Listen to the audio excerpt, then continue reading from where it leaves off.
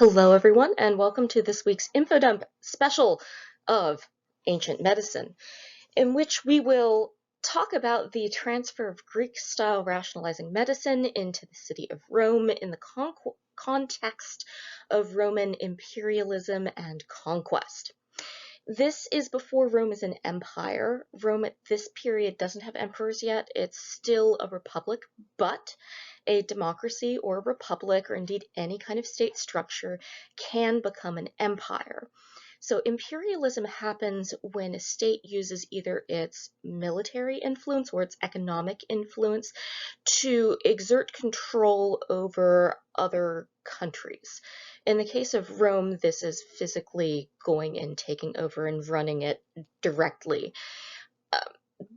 But there's also a lot of medium steps, like putting friendly regimes into power, and in the modern world, economic sanctions are a thing. So this is a slippery beast that I'm going to be using as a shorthand because we are focusing on the impact to medical practitioners.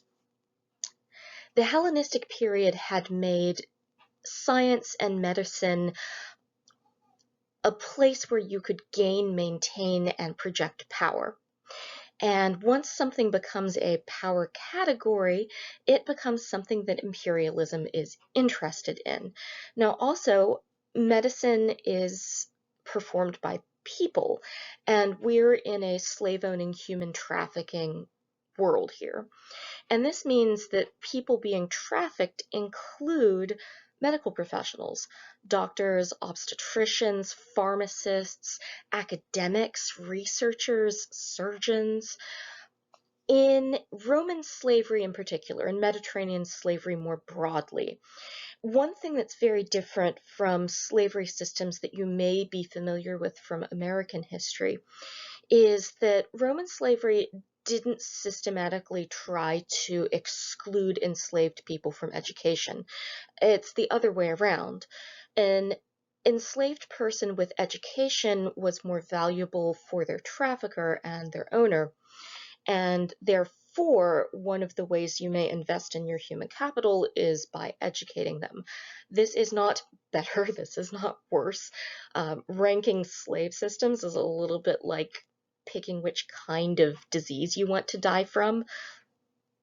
You're dying. It's bad. This is just a horrible situation to put a person in.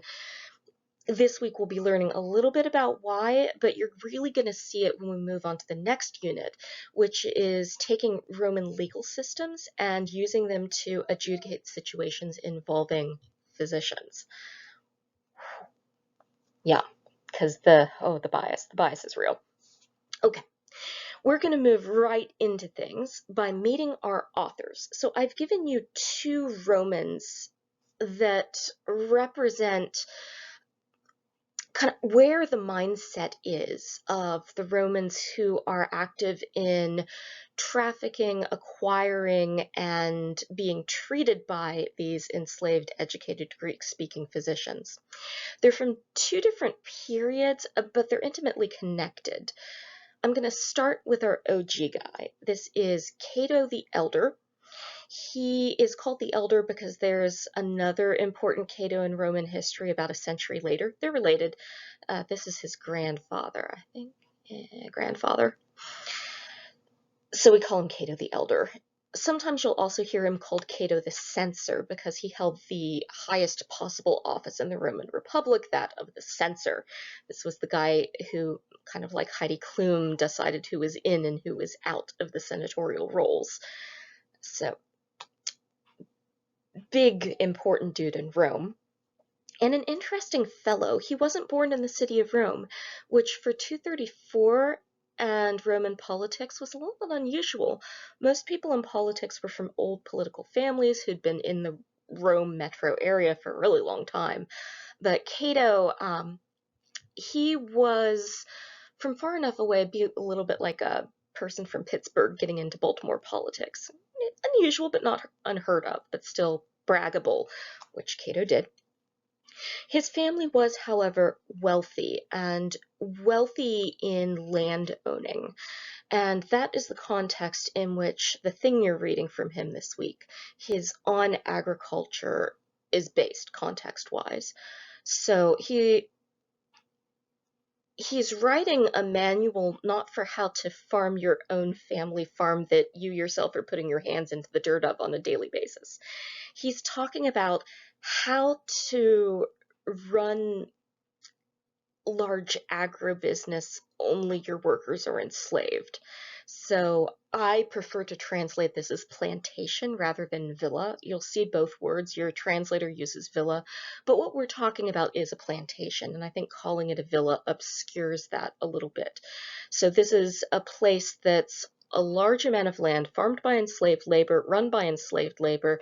Even the big manor house is most of the year inhabited by the enslaved caretakers, with the owner visiting, if you're lucky or unlucky, depending on how much of a jerk he is, and Cato is special, once a year maybe. And that's the other interesting and insidious thing about slave societies, and Roman slavery in particular, is that it had a hierarchy and layer among the enslaved. And at the top, freeing people was kind of an incentive to cooperate in your own coercive labor. And this meant that you did get some Stockholm syndrome-like dynamics involved in this. So the trauma and the psychological damage done by this is heavy on the enslaved side, but also it trickles up into slave owning classes, because a lot of people, once they manage to escape slavery, themselves begin to traffic people. And wow, that's a thing. We'll talk about how that worked next week, because this is bound up with the Roman legal system and citizenship status. So back to our dude Cato. When he moved to Rome, Rome was in the middle of entering the world stage, and at this time the world stage spoke Greek. This was the world stage we dealt with last week, where Hellenistic kingdoms are in competition with each other for resources. Greek language is the language of scholarship, and everybody's reading this scholarship across national lines. Even places that aren't technically run by people whose ancestors spoke Greek are speaking Greek anyway, so they can be a part of this. It's a lot like the way, say, English functions in the modern world, where even if you're not an ex-Anglo colony, speaking English is the language of aviation and increasingly business, so you pick up English so you can cope. Not necessarily because you love England or America or anything. Cato had a problem with this. He thought that if Romans started speaking Greek on a regular basis, they'd lose their identity as Romans. He felt that Romans should speak Latin, and that all of this Greek science was just a way to disenfranchise Romans from the world stage. So he pushed really hard for a Romans speak Latin kind of movement. And this was coupled with a real xenophobic movement. So xenophobia is a fear of foreigners and foreign influence. It's a very stark in-group, out-group dynamic, and it's a way that you can build solidarity in the in-group. So if you have a Rome that's divided politically, which it was during this period, the influx of new wealth had caused a lot of high stakes friction. So Cato, in order to get a following, by making this like, we speak Latin here because we're real Romans, this created a hardcore Cato fan base that grew into a political movement where Romans speak Roman, we translate Greek into Latin so that we don't have to learn Greek to read the stuff. We speak Latin in the Senate and Latin in the Forum, and our court system is in Latin. And this made a real impact. One of the reasons why we have Latin literature is because of Cato. And this is the mildest form of Catonianism, one other interesting thing about Cato, like all upper-class Romans of his time, when he was being educated in politics and rhetoric, so rhetoric is public speaking, speech writing, composition, persuasive, like debate club stuff.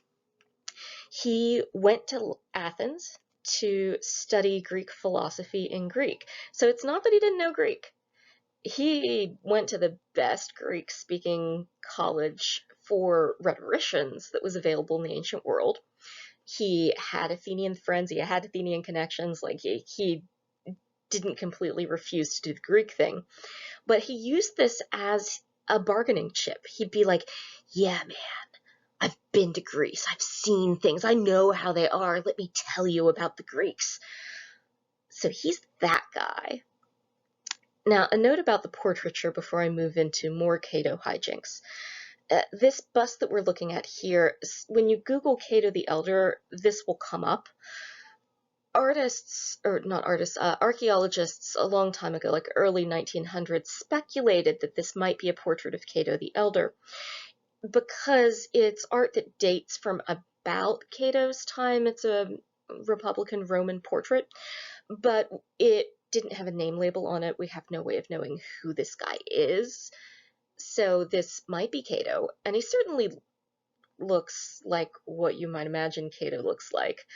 And so I'm just bringing that up so you know, like this probably isn't Cato, but my goodness, isn't it apt? Instead, I have given you a picture of a Cato who is a Cato, just not this Cato, Cato Pardelicus, my middle child cat. So here he is, screaming. Well, he's yawning here, but that's what he looks like when he's screaming. He's my panther, and he's adorable. Kind of problematic, though. He bites a lot, but I love him. He's my baby. But yeah, he's really obnoxious, so I named him Cato. He's cute. He's really silky. I'm actually very proud of him, though. He was feral, and I managed to socialize him, and now he sits on my lap, so love him. He's not relevant. He won't be on the midterm. I just wanted to show you my cat.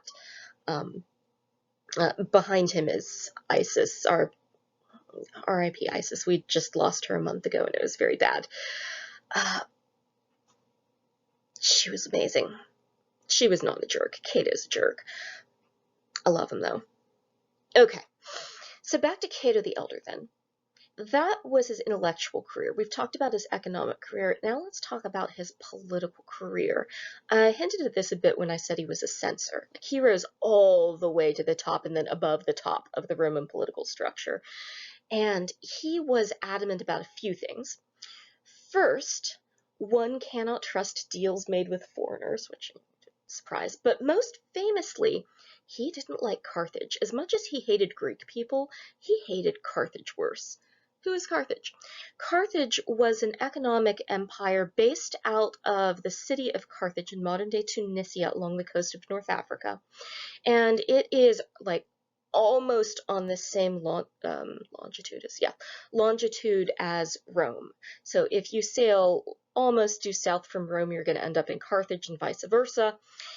Carthage was the older, more established of the two. It was also a republic, interestingly. The governmental structure was very similar. But Carthage was a Phoenician colony with huge trade networks because the Carthaginians knew how to sail. They're Phoenicians. I should rather say the Phoenicians knew how to sail better than anybody else. And Carthage, because of their excellent real estate location, was the best safe harbor for miles around both the eastern and the western Mediterranean. They're right in the center. They were able to map Atlantic sea trade routes, which nobody else had the skill to navigate. So they had Atlantic trade into Africa and Europe and Britain locked down. Also, they had mapped the Red Sea trade routes into India, so they were able to bypass land routes to India, which was super braggable. They may have discovered Sri Lanka. So, Carthaginians, they got places. And interestingly, until the very end, they really weren't into world domination through military might so much. They were more about having local trading posts, developing relationships with the locals, and creating economic win-win situations. So this isn't really fair, but I'm going to do it anyway. For those of you who like your Star Trek references, they're a little bit like the Ferengi, only more ethical, a lot more ethical. I really love Carthage. I'm still not okay about, like, some people get upset about the Library of Alexandria. I don't so much, actually. I'm really upset about the destruction of Carthage because they were cool. Not only economic powerhouses, but they were nerdy powerhouses too. They were the exploration innovators. Like, if somebody in the ancient world would have lived to go to the moon first, it would have been Carthage. And they were also agro-science nuts. They were incredible about crop yields and good livestock management techniques, so much so that we know all of this because their science was so good the Romans copied it.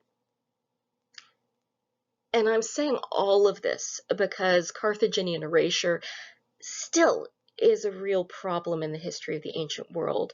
And one thing I'd like you to look out for, we don't have nearly as much time in this class as I'd like to start picking away at Carthaginian erasure in our texts, but occasionally you'll see evidence of Carthaginian science in our Roman authors, so do keep a lookout for it. So why am I telling you all this stuff about Carthage? Well, back to Cato. Cato the Elder hated Carthage's guts for various reasons. He also knew that if Rome got a hold of all of Carthage's stuff, it would balance the budget really well. And he felt that Carthage was also a great enemy for getting Rome to join together and work as a team. And this was necessary because Roman politics was cutthroat.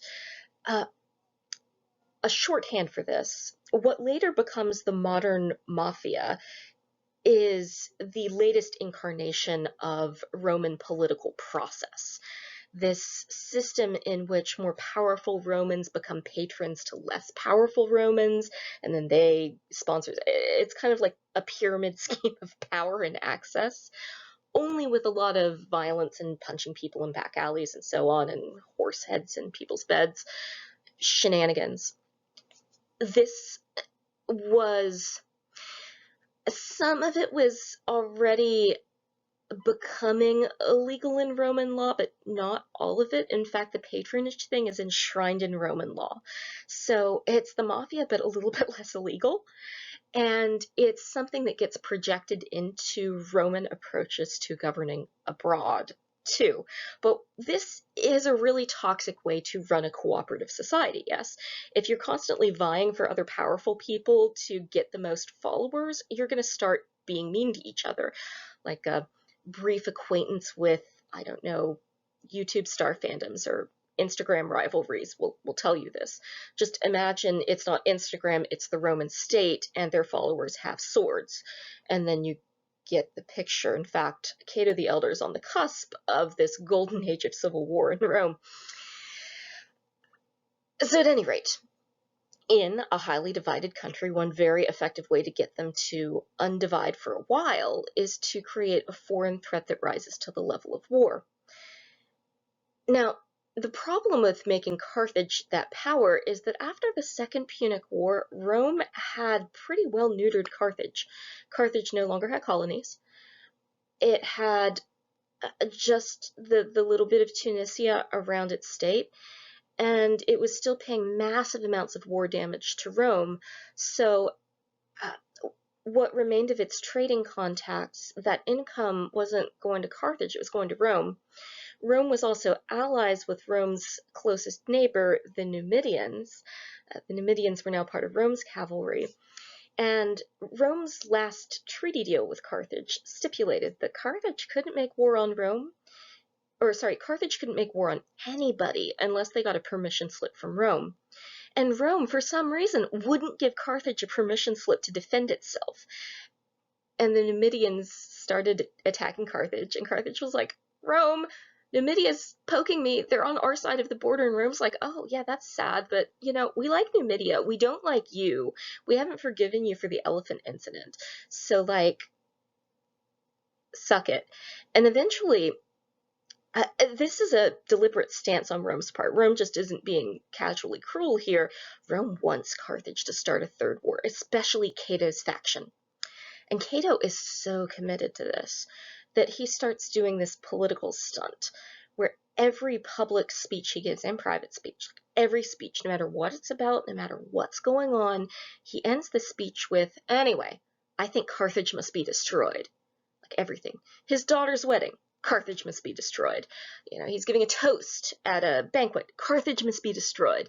Speech in the Senate, Carthage must be destroyed. So he makes himself very irritating, and his fan base makes themselves very irritating too. Political pressure is increasing in the Senate. And we have this one stunt recorded in Pliny the Elder, who we're about to meet, where he has this fig, like really fresh fig, and he walks onto the floor of the Senate. He's the censor, so he gets to speak first in the Senate, so he can do this every day. So he's got the fig, and he's like, on the fig, and then the senators are like, okay, Cato, what are you doing? Why are you eating a fig? And Cato's like, it's a nice fig, isn't it? Real fresh looking. Yes, Cato. I bet you wonder where this fig came from. They're like, oh God, where did the fig come from, Cato? And he's like, this was picked in Carthage yesterday. Yeah, this morning. It was in Carthage harbor, and now, yeah, that's how close Carthage is to us, fellow Romans. They're right there, and they're going to send us their figs and their poison, I don't know. Yeah, so eventually, through a combination of political pressure and sheer irritation, and also the Numidian situation, Carthage starts defending itself. Rome is like, you attacked first. Third Punic War. Interestingly, Cato dies before Rome manages to actually conquer Carthage, and I am not sorry. He deserves it, because this was, and pardon me, I'm going to use a little profanity here, but if it's not warranted in this situation, I don't know when it is. This was a dick move, Cato. Cato, not a classy dude, and kind of weird. According to legend, this one time there was a lightning storm, and he was in a public area of his house, and his wife got scared and hugged him, and he got really mad at her because it was undignified to hug him in public.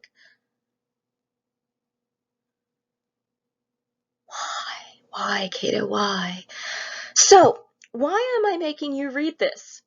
Well, we're talking about the importation of Greek medicine into Rome, yes? One of the areas of Greek culture that Cato was particularly concerned about was Greek medicine, partly because Greek medicine had a reputation abroad as being very effective, like real medicine. But it's not that Italians had no medicine before Greek speakers showed up. There were local traditions in pharmacy and healthcare, in ritual and prayer involved in healing.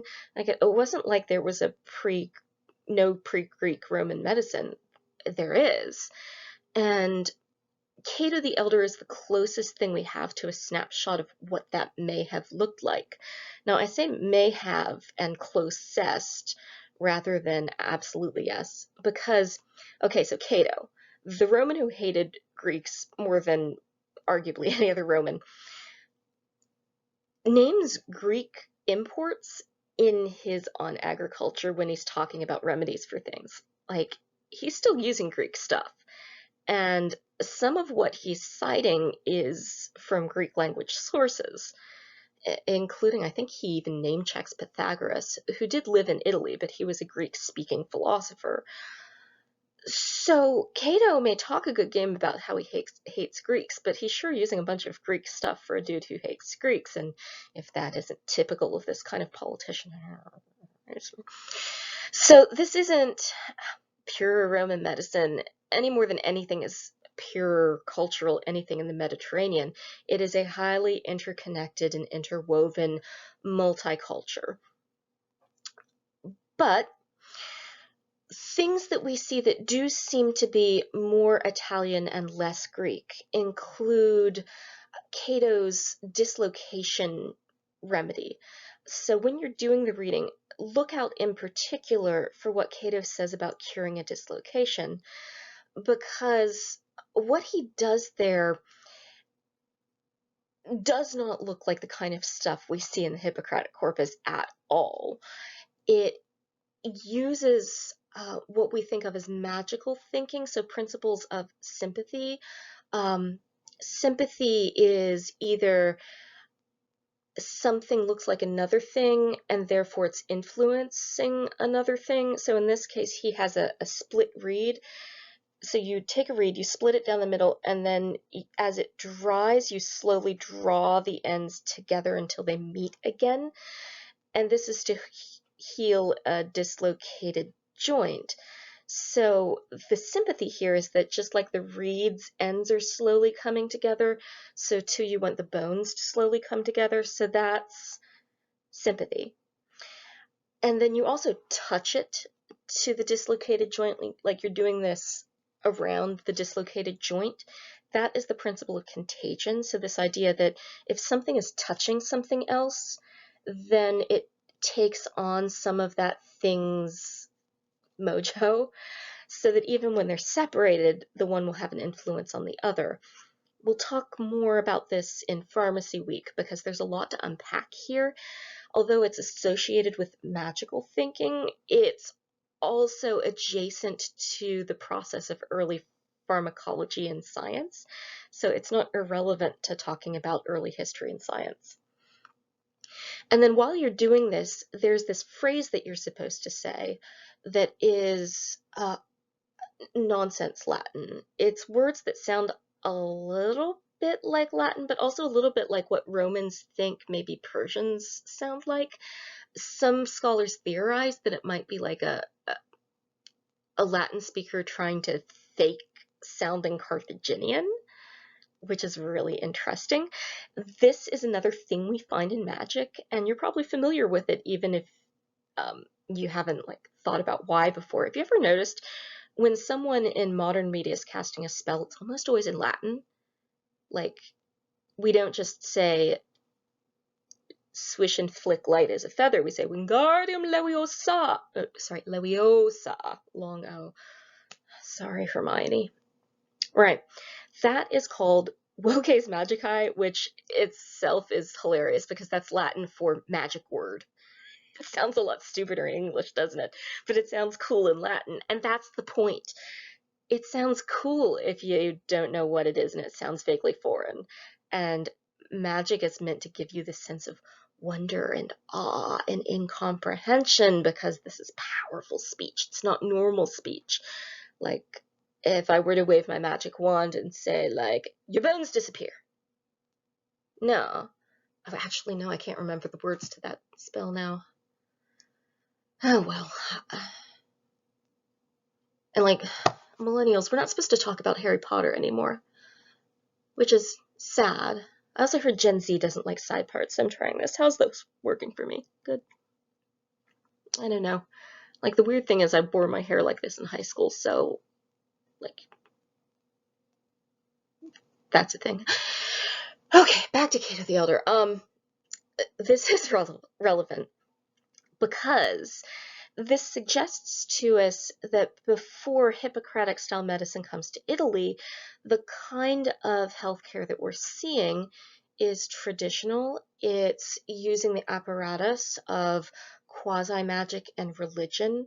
It's a lot less concerned with figuring out chains of cause and effect and providing physical explanations for physical problems, although it's not entirely not doing that either.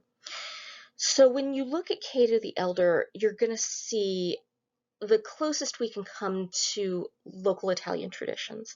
One other thing I'm just going to point out, even though it's going to be super obvious, Cato is really into cabbage, guys. Oh my gosh, cabbage. And that's why this fan art here at the top exists. There's Cato in a head of cabbage.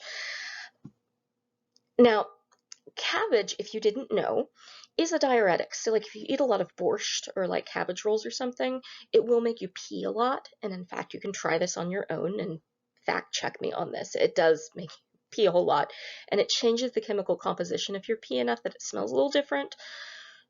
And it, depending on the species of Brassica, some of them do contain mild analgesics, so he's not wrong that cabbage does have medicinal properties. Also, very high vitamin C content. Cabbage will cure your scurvy. Just, make sure it's fresh. I don't know if, yeah, sauerkraut, I don't think preserves ascorbic acid, but I'm going to Google that when I'm done with this. At any rate, he's not wrong that cabbage is very, very good for you. But can cabbage cure everything Cato thinks cabbage cures? Why I bring this up, though, beyond just alerting you, is that if Cato owned you and your body, if Cato was making the decisions about your body when it was sick, this would have been your reality. You would have been doing this stuff. And that's the lens that I find really helpful to read Cato, because our impulse, I think because it is very horrifying to read things this way, is to read and think, oh, okay, so if I were Cato the Elder and I owned a plantation, and that's a dangerous route to go down for a number of reasons, encapsulated, but it's just creepy to put yourself in the position of a human trafficker. Historians have to go there, especially since our sources are people that are deeply complicit in human trafficking, because that's the ancient world. But that's too easy. There's a lot of evidence for how that works. Like, those are the voices we hear. The voices we don't hear are the voices who are getting the cabbage cure inflicted on them, who dislocate their shoulder, and then somebody who is forcing them to labor on their farm is, deputizing somebody to hold a magic reed over their shoulder and chant this chant. That's the experience we should be keeping in mind, for the very reason that it is not immediately obvious. And it is the majority experience in the ancient world. More people are either survivors of enslavement or the descendants of enslaved people than people who own these large farms. When we're talking about the ancient world, we should take into account the majority experience of the ancient world, yes? In the same way that we are not all American senators. In fact, I don't think any of us are. But a lot of us are the children of people who were enslaved at some point. A lot of us are the descendants of displaced peoples whose land was stolen. And a lot of us are the descendants of political refugees, including those of us whose ancestors also trafficked people. And it's important to keep this in mind for the modern world, but also for studying the ancient world, because part of why we do this is it helps us think about us as much as it helps us think about this lost world that we can only get at through memory and empathy. Okay, so that is our first author. Note the date. He's born in 234, so think about him as being active during the first half of the 100s BCE. So 199 to 149 BCE. This is distant by almost 2 centuries from our next author. So we're also checking in at 2 different time periods. Okay, so that's all I wanted to say about Cato. Now let's meet Pliny the Elder. Okay, guys. Pliny the Elder is my dead best friend. And I know I just said a lot about the dangers of sympathizing with enslavers, and okay, yes, Pliny owned people, and he is problematic in the same way upper-class Romans tend to be, but he's a lot less problematic than most, and there's a lot of good to say about him, too. And then that's what makes history kind of difficult, is that we all suck in very different and complicated ways, but there is a lot to love about Pliny the Elder, and I I love him so much. He's my problematic fave, okay? So just let me tell you about my dead best friend. Uh, yeah, I'll introduce him first, and then I'll get into why this week. Okay. So Cato's been dead for about 200 years. It's 79 CE. We're in the Bay of Naples, which is along the coast of Italy as you're sailing south from Rome. Deep Bay, there's a naval base at which this guy, Pliny the Elder, is in charge. So Pliny the Elder is not a senatorial class dude. He's an equestrian, so he's wealthy, but he's from a farming town in Como, which is near the foothills of the Alps in northern Italy. And his entire career was spent in the army, so he never ran for political office, although he did get tapped to do a lot of important but less visible things in government. And his last assignment was the crowning achievement of his career because his military bro, a dude named Vespasian, was emperor. Actually, Vespasian had just died. His kid Titus was emperor now. And Pliny was given command of the naval base in Misenum. This is the naval base across from a bunch of wealthy Roman towns, including Baiae and Stabiae, and a little place called Pompeii. You can see where I'm going here. So it's 79 CE, we're in Pompeii. Some of you know where this is going. I won't spoil it for the rest of you because I'm about to. Okay. Pliny the Elder had sort of a double life. So he had a day job, a government day job, and he worked really hard at it, running the machinery of the Roman legal system and the military infrastructure. He did some governing work in his time, and in his younger days, he was a cavalry commander, originally like a minor lieutenant, so career military, spent a lot of time abroad. But in his downtime, every time he got a chance, he'd read.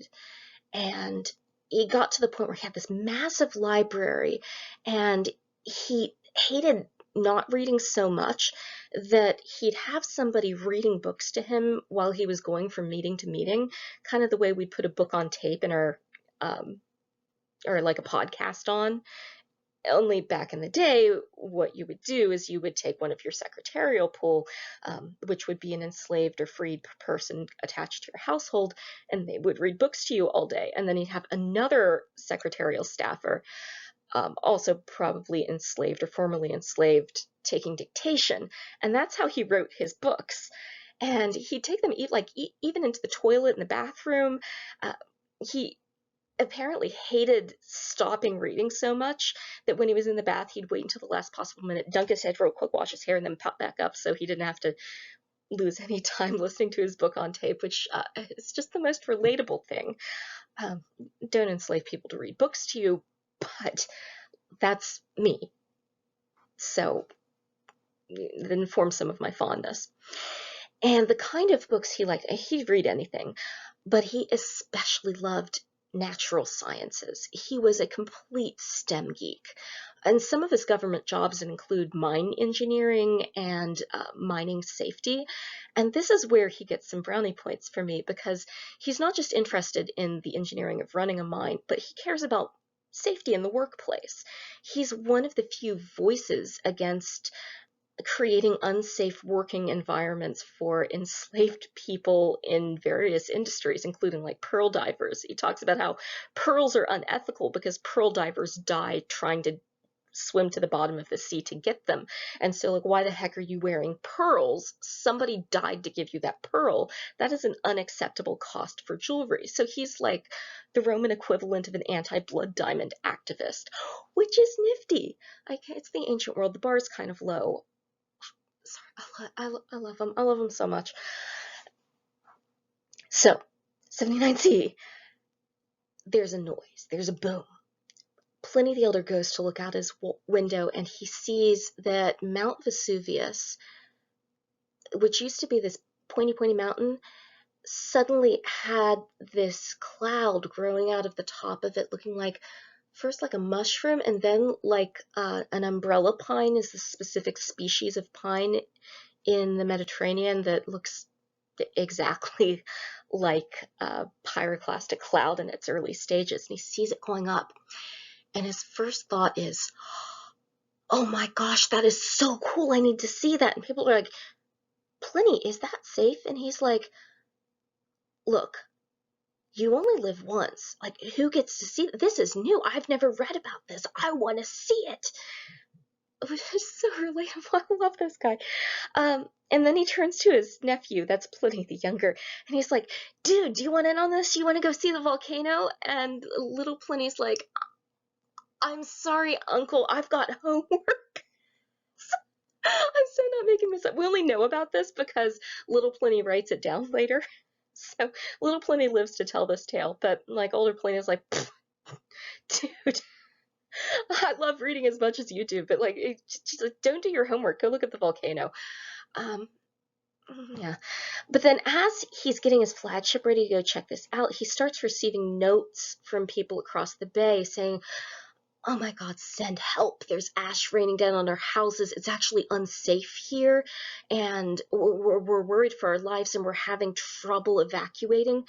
Could you please mobilize the Roman fleet to come help us? And he's like, in fact, the first letter he gets is from a female friend of his who's like, Pliny, like, I'm worried for myself and my family, but also like my library is really close to here and I'm worried it's going to get destroyed. So Pliny now is like, oh no, not only are human lives at risk, but the books. And relatable, yes, relatable.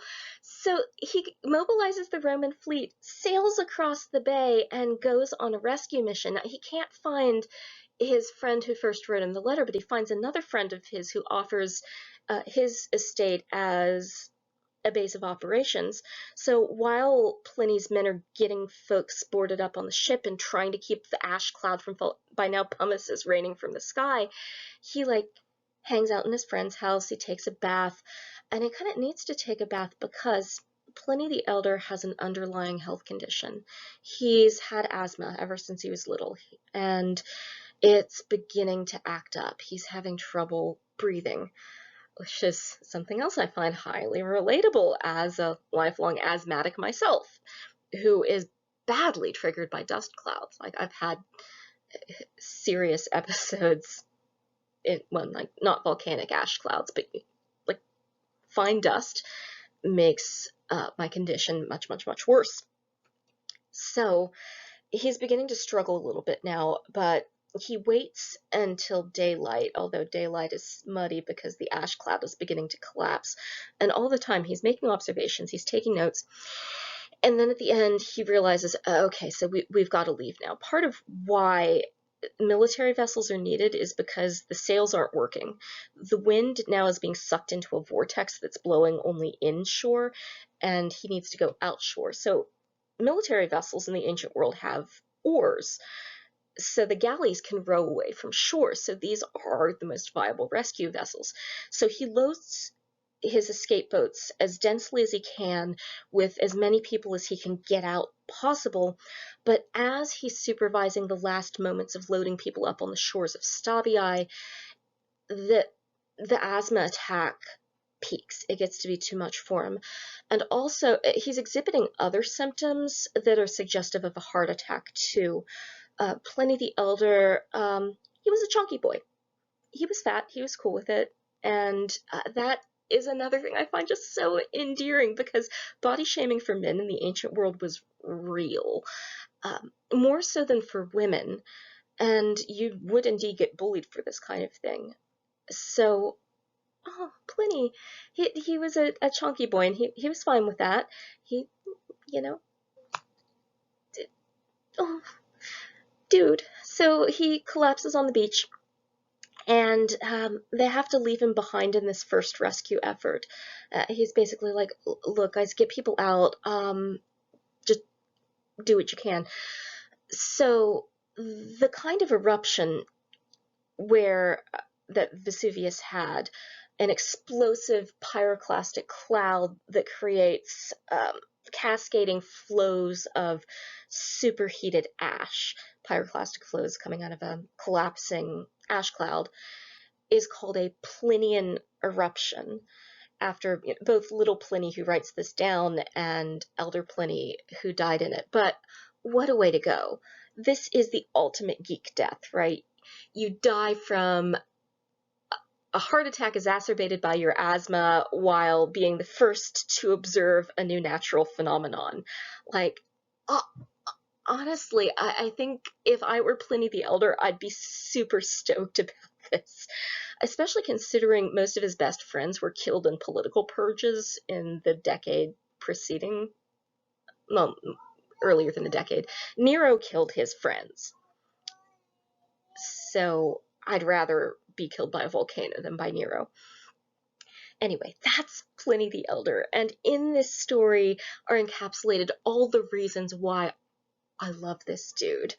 Well, almost all. He was also a real big fan of animals. He thought that animals can experience love, that they have souls, that they are creatures with their own internal emotional and mental world.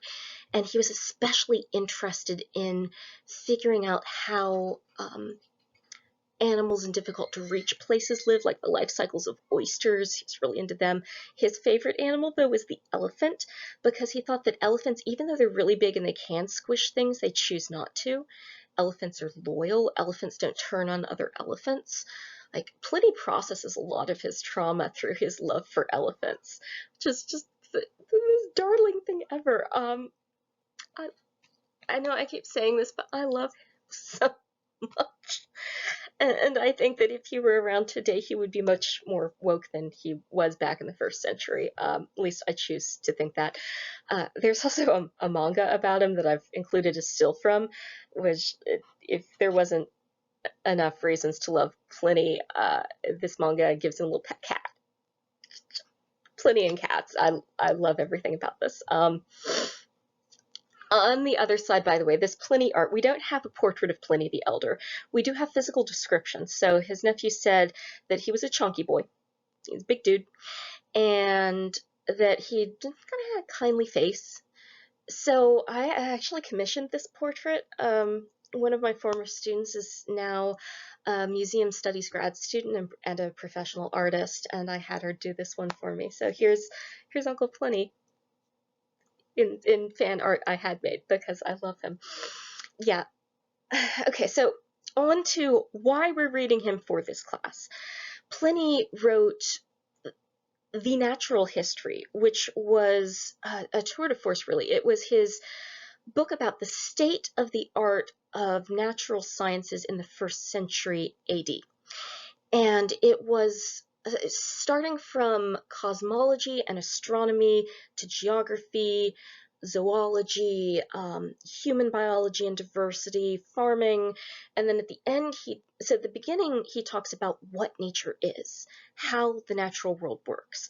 The second half is all about man's relationship with nature, how nature is made as an interconnected system that's ecologically coherent, and that man can have a positive role in nature, but that also when man violates nature, when man is not grateful for what nature has given to man, then man can destroy nature and cause suffering. He's one of these early whistleblowers on the impact of human-caused environmental change and degradation.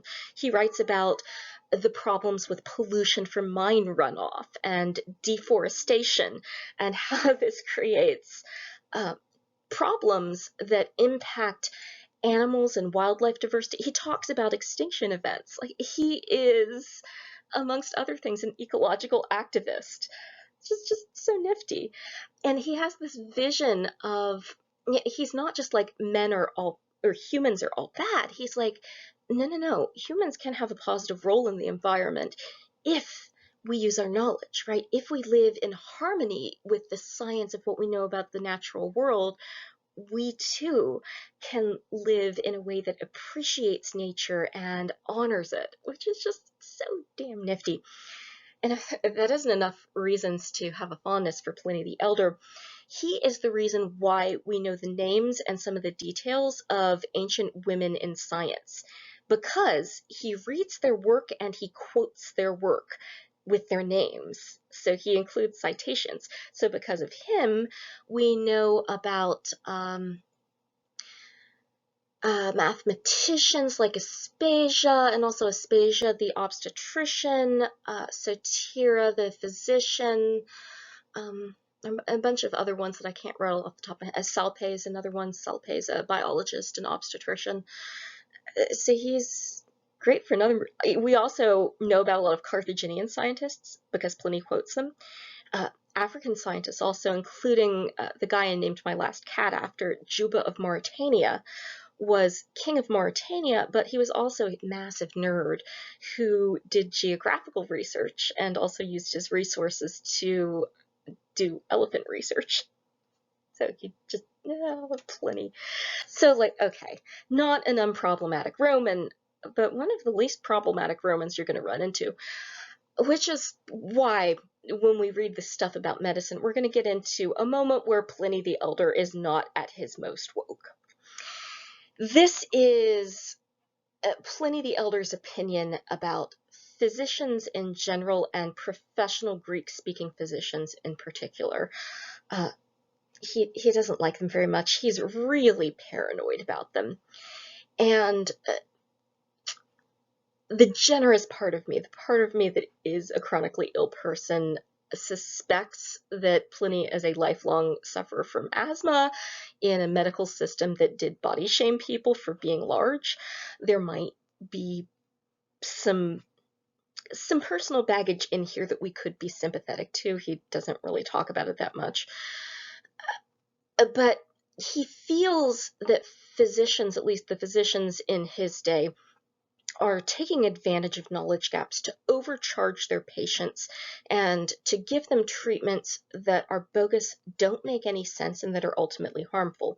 And again, he's not wrong exactly, because we'll get into this in the second half of this course, but treatments are a little questionable in the first century. Okay, there's a lot of people getting bled and being made to barf and vomit and sweat and do all kinds of things that are questionable and unsafe and not very therapeutically effective. There's also a lot of theory being advanced for why these are good treatments that we now know just isn't the way it works. And I've been very kind to ancient physicians on this because they're doing their best, okay? It's early days. They've got a lot of work to do. But Pliny has some trust issues with the medical system as it exists in his day. One of the things that particularly bothers him is that these educated physicians essentially price poorer people out of their economy. They charge a lot of money for these trendy, questionable remedies. And this is not a problem that's gone away in healthcare either, especially if we start looking at, and I'm not picking on alternative medicine too much here, but I do want to point out that if you're a chronically ill person, you can spend a lot of money on alternative treatments that don't do you good, and do you harm. Sometimes they can be helpful, and I'm not knocking things if they have worked for you, but as someone who spent a lot of money she didn't have on chiropractors trying to cure chronic migraines, and I've also spent a lot of money trying to cure my chronic migraines using mainstream medicine too. So this is something I have some sympathy for. It's very frustrating to be chronically ill, as Pliny the Elder is too. But this takes a turn that is really unfortunate, where Pliny the Elder is like, it's not just physicians, it's Greek physicians. And let's unpack this a little bit. By Greek physicians in the 1st century CE, we don't mean physicians who are from mainland Greece. Greek, remember, is an identity marker that has more to do with your cultural and linguistic background than it does with your point of origin or necessarily even your appearance. So this is something that for us feels like a very flexible category, but it's it's a category that does meet up with anti-foreigner sentiments that I'm sure we could name in the United States that aren't necessarily like you need to just look at somebody to figure out that they're from this group, but once you figure out they're from this group, there is a bias there. The one that comes to mind as a modern example for a marginalized group analogous to what Greeks were like in the 1st century CE is people from South and Central American families, where sometimes there's a bit of a look, but sometimes no. But there is a lot of anti-Latinx bias in the United States centered around patterns of immigration that look a little bit like anti-Greek bias. Another one would be anti-Asian bias in the United States, a little bit like this. So for Pliny then, part of what's informing his stance is that when he goes to read ancient scientists, he does give more credibility to you the more Roman presenting you are. Now, Roman too is a less precise and inheritable identity in the ancient world than you might think. Like, Roman doesn't mean you're born in the city of Rome. Roman can involve having Roman citizenship, speaking Latin, although not necessarily speaking Latin, but speaking Latin is a part of Romanness, Roman identity. But you don't have to have ever been to the city of Rome to be Roman. In fact, Pliny didn't go until he was in his late teens. He's from northern Italy. So a few centuries before, that wasn't considered Roman, but by Pliny's day, it's in mainland Italy, that's Roman. But Romanness in the 1st century, you could be from Egypt, you could be from North Africa. In fact, a lot of Romans, self-identifying Romans, are from North Africa. Spain, the Near East, all over. But Romanness, if you wear a toga, if you worship Romanish gods, if you speak Latin and participate in Latin-speaking culture, and all of this, and because Cato the Elder is a founding figure of this kind of Romanness, Roman identity, Cato the Elder is a guy that when you're trying to show that you're Rome-aligned, you reach for, you quote him. It's a way of dog whistling to your base, but ha, I'm Roman. And that's what Pliny the Elder does here. Like I said, he's not unproblematic. So Pliny says, okay, doctors are awful. Like, the medical art, it's fine. Even practicing medicine, I don't have a problem with. What I do have a problem with is the profession of medicine as a way to make money, especially like Greek professionals doing this. And to tell you what I mean, I'm going to quote a letter that Cato the Elder wrote to his son Marcus, which is why we're reading this. So it's 200 years later. It's about as distant as we are from the founding fathers. But that's the kind of vibe. If you notice, like, when people want to win arguments, they start like quoting famous Americans, like they'll slap a George Washington quote in there and be like, haha. And it also signals that, yes, I am this kind of American. So Pliny's doing that. He's saying, like, and to tell you what I mean, here's a word from our own George-ish Washingtonist. Actually, I guess Cato would be more like Thomas Jefferson. Cato the Elder. And then he quotes a long block of Cato the Elder. And then he goes back to his own voice at the end, and he's like, and to explain what I mean, let me tell you how much this drug costs. And they're like, 50 ingredients in Mithridatium. What's up with that? Clearly, they're just trying to use our money. And not only that, they like, doctors can get out of killing you just by saying like, oh, sorry, I wasn't trying to kill him, I was offering medical treatment. So he says that doctors can get away with murder. Now, some scholars have used this as proof that ancient doctors could indeed get away with murder and that there was no law to protect you, and It's more complicated than that. We'll get into that next session. But it is true that it is harder to catch a doctor murdering people, because doctors have the knowledge to be very good at murdering people, and it is very difficult to tell if they meant to murder you. Now, I'm not calling doctors murderers, but when doctors do turn into murderers, it becomes really interesting from a legal standpoint, and Dr. Death is a great podcast. I'll just put that in here. Okay. So why are we reading Pliny the Elder if he's a first century author? Well, this is to give you an idea of just how long the attitudes from this period in Roman medicine last. So when Greek medicine first becomes a thing in the city of Rome, the backlash is significant, and Lecture B is going to talk you through what that was and what came of it. But even after Greek-speaking doctors and Hippocratic-style medicine has become mainstream in the Roman Empire, this lack of trust remains, and it's something that every medical professional had to cope with in their practice. If you go to treat a Roman, the more politically powerful they are, the more money you have to charge them to cover your expenses, the more you're going to have to deal with biases that look like Pliny the Elder's. And biases and xenophobia die hard.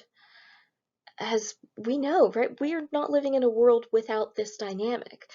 This is still relatable, and that tells us a lot about the tenacity of hate and distrust, and how much room we have to overcome our own problematic tendencies. Just another thing that makes me feel connected to Pliny the Elder. He's trying, but he screws up a lot.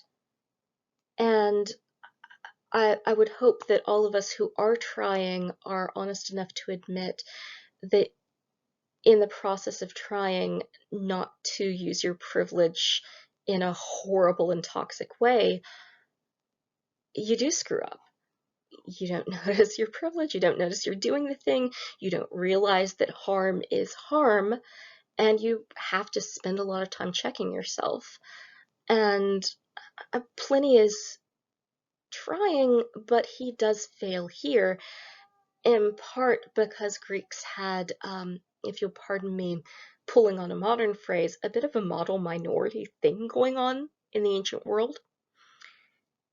And that's a toxic way of thinking about a group of humans, and one that has real repercussions for medical practice, which we'll be doing next week. Alrighty.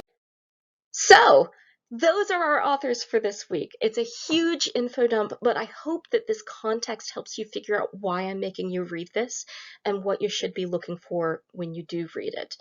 So, take care, get caught up, and join me next week on Discord when we'll be doing Roman law cases. So this week, no Discord, but the lectures are long. Sorry, but I think they're interesting. Okay, peace out. Next lecture, by the way, is from past Dr. Jones-Lewis, because I recorded it in the summer and it's still good. So past Jones-Lewis is going to tell you about the timeline of Greek-style medicine coming to Rome. All right, classy folks, take care, do your best, try not to be a jerk, and I will see you on Tuesday.